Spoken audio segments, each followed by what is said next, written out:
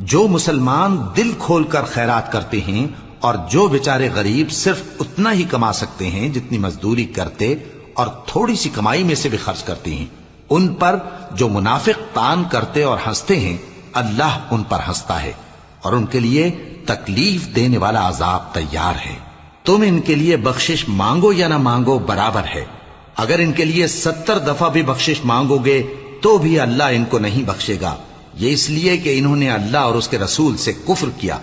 اور اللہ نافرمان لوگوں کو ہدایت نہیں دیتا۔ جو لوگ غزوہ تبوک میں پیچھے رہ گئے وہ اللہ کے پیغمبر کی مرضی کے برخلاف بیٹھ رہنے سے خوش ہوئے اور اس بات کو ناپسند کیا کہ اللہ کی راہ میں اپنے مال اور جان سے جہاد کریں، اور دوسروں سے بھی کہنے لگے کہ گرمی میں مت نکلنا، ان سے کہہ دو کہ دوزخ کی آگ اس سے کہیں زیادہ گرم ہے،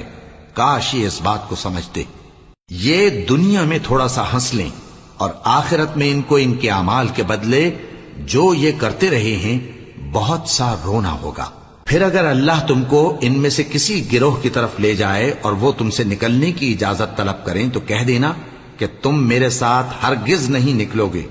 اور نہ میرے ساتھ مددگار ہو کر دشمن سے جنگ کرو گے۔ تم پہلی دفعہ بیٹھ رہنے سے خوش ہوئے تو اب بھی پیچھے رہنے والوں کے ساتھ بیٹھے رہو، اور اے پیغمبر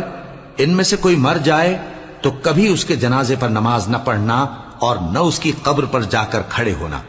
یہ اللہ اور اس کے رسول کے ساتھ کفر کرتے رہے اور مرے بھی تو نافرمان ہی مرے۔ اور ان کے مال اور اولاد سے تعجب نہ کرنا، ان چیزوں سے اللہ یہ چاہتا ہے کہ ان کو دنیا میں عذاب کرے اور جب ان کی جان نکلے تو اس وقت بھی یہ کافر ہی ہوں۔